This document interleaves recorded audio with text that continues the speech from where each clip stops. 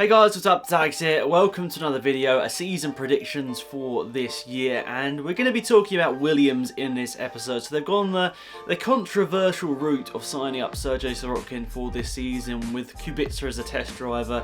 I mean, we know a lot has been talked about this, and I'll probably touch on it on this video as well. But Williams, are they in downfall?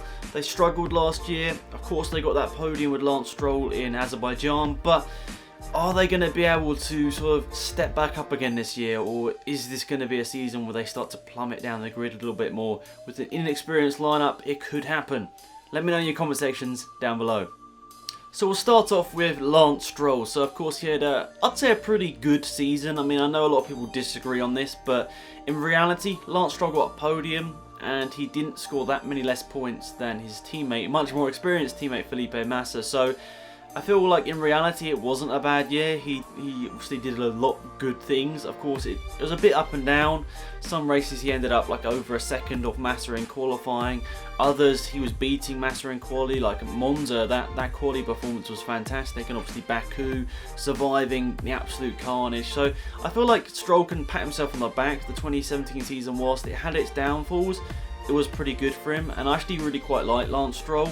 I mean, I know he has a lot of his sort of haters, I guess you'd say, but I quite like the guy. I mean, I've met him twice, which is quite cool as well, but I genuinely think he's a talented driver, but he probably was put into Formula 1 a little bit early, which is why a lot of people sort of dislike him in a way. But going on to 2018, I feel like in a way this is the year where he proves himself. I mean, it's probably unlikely he's going to be going for a podium this year, especially with the teams at the top being so quick. And I mean, we've got what, Red Bull, Mercedes, Ferrari, probably McLaren, Force India and Renault. They're probably going to be quicker than them this year, in my opinion at least. Maybe McLaren, who knows, we'll see with testing how that goes. But there's possibly 6 teams that are better than Williams this year, so it might be quite unlikely that that Stroll goes for the podium this year like he did last year. I mean, of course that was down to quite a bit of luck and things falling into place for him, but he still drove a fantastic race. He still, in reality, was not that much slower than Daniel Ricciardo, who he was sort of following in a Red Bull, which is obviously a quicker car than that Williams, even though the Williams had that Mercedes power unit around Baku, which was probably quite helpful. But Lance Stroll, I think he's definitely going to improved over the winter. I think he now knows what a season as a Formula 1 driver is like. I mean, I'm sure it takes a toll on you, especially at, what, 18, 19 years old. It's a massive mental challenge, I'm sure, doing a Formula 1 season. So now that's sort of ticked off, he can regain his sort of confidence a little bit more. And I mean, I know he was probably, I mean, I don't know personally, but I'm assuming his confidence was probably knocked at the start of the 2017 season when nothing seemed to go his way. And at stages, there's some, I can't remember, like, is it like the Singapore area of the season? Things got tough, and he struggled once again to keep anywhere near the pace of his teammate Felipe Massa. So I think really for Stroll, 2018 is more about consistency. While the Williams car obviously should be pretty decent, there's a very inexperienced lineup in that team, and it might be a tough ask to develop the car over a season, and it might come out a pretty decent car at the start of the season, but I feel like there's a quite high likelihood that they might struggle as a young teammate duo to sort of develop that car. I mean, I know Sirotkin has got his I think he's got a degree in engineering, so there's obviously talent up there from both drivers, but it's just whether they can realistically develop a car as good as Felipe Massa could have. So we'll see. I think Stroll, in all honesty, will be scoring probably decent points this year. Probably not as many as last year. Of course, he got that podium, which is a big boost to his points numbers, but I feel like Stroll will be scoring points consistently, possibly, but I feel like the main thing for him this year is to beat his teammate. That's the main thing. He needs to beat his teammate and prove to everyone that he can beat someone that's older than him and probably got a little bit more experience in motor racing in general. I just realised we spent quite a lot of time talking about Lance Stroll, but I think it's worth talking about because he's had an interesting career so far, and he's had some just strange moments, like starting on the front row in Monza, getting a podium in Baku. It's just like all over the place sometimes. It's quite crazy. So yeah, we'll talk about Sergey Sirotkin now. His teammate obviously was sort of controversially signed up to the Williams team for this year. Now, I don't want to get into that that box again of what is it? That's not the right analogy, but you know what I mean. I don't want to dig it up again and start talking about it, but in reality we're sort of going to have to in this video. But he probably wasn't the outright quickest choice for this seat for this year, but it's the route they've gone down. They've got the sponsorship money from, I think, SMP Racing, and I wish Sergey Sirotkin the best. He might not have been the best driver they could have picked out of a handful. I mean, you could say Kvyat, Verline, probably better choices in terms of outright pace.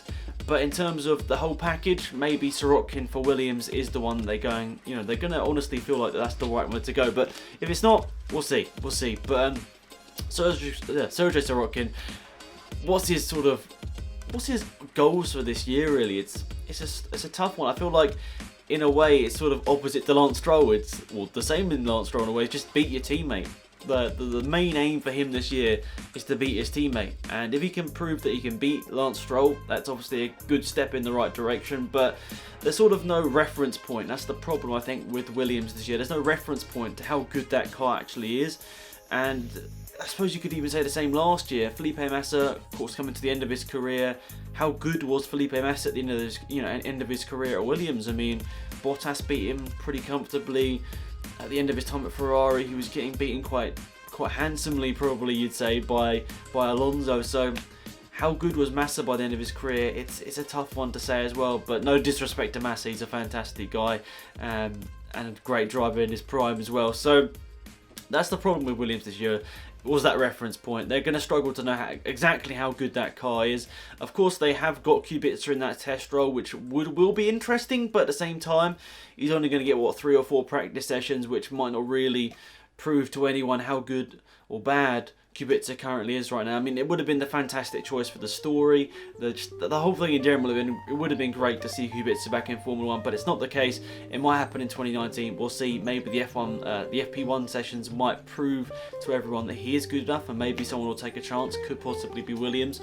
Could be someone else. Maybe want to do a bit of a marketing campaign around him. We will see. But in terms of the two teammates, who do I think is going to come out on top? I think it's going to be close. I think that there's going to be a decent car underneath both of them, and there's a strong likelihood that we'll both be scoring a decent amount of points this year. Maybe you'd say 30 to 50 points in that area they could score this year, but obviously that's down to other teams, obviously not performing on certain occasions. But it could end up being a bit less, but I put Stroll to finish 13th in the championship and 14th to be Sergey Sirotkin. So I feel like they're going to be pretty close this season. In reality, Stroll has had more F1 experience, but less experience in sort of racing in general.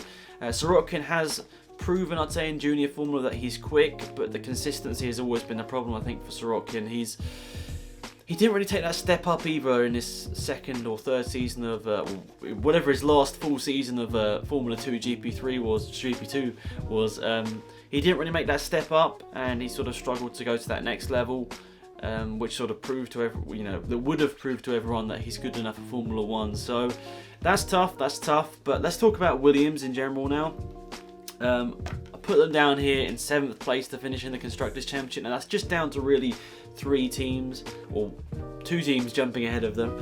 I think that Renault and McLaren will probably jump ahead of Williams for this year. That's just because I feel like there's the money behind them, the resources behind those 2 teams that should really theoretically jump them ahead of Williams for this year.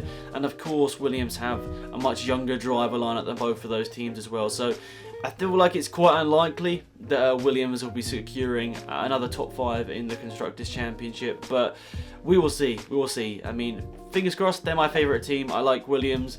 Of course, I maybe would have chose a different lineup, but it's the way it is, and I wish them the best of luck for this season, and fingers crossed Williams will be I want to see Williams back at the front of the grid. They're just such an iconic team. I didn't quite see it in my Formula 1 sort of time watching Formula 1, but in the late 90s, Williams were one of the best teams, if not the best team on the grid, and it's a shame to see them have gone through a bit of a rough patch in like 2011, 2010, that sort of area. They struggled, and like 20 2013 as well. I think they struggled. 2012 was a decent year, but there was a year, or there's an era before the Martini sponsorship came in that they really struggled, and of course they jumped back up again when they got the Mercedes partnership as well, but they haven't really sort of fully grasped it and gone right back to the front, and that could possibly be down to driver lineup choices. We'll see how it all goes, guys. What do you guys think? Leave your comments down below. As always, to be massively appreciated. More videos to come, and a bit of a new project is going to be starting up soon, guys, which I'm really looking forward to. It's going to be a live streamed project, and I'm looking forward to it massively. So please check out the channel. Either, yeah, it will be, I don't even know when this video is going up, but it'll be at some point in the next couple of days. I hope they're going to start this project up on this channel. It's going to be a bit of a mini series, but yeah, I hope you guys are going to enjoy that when that does get officially launched. So that's pretty much it. Thanks so much for watching, guys. Hopefully you enjoyed the video. Please remember to drop a like on the video if you did enjoy. Subscribe to my channel if you are new, and I'll see you guys around soon. Have a great one. It's been AlexZAfRo here. Goodbye.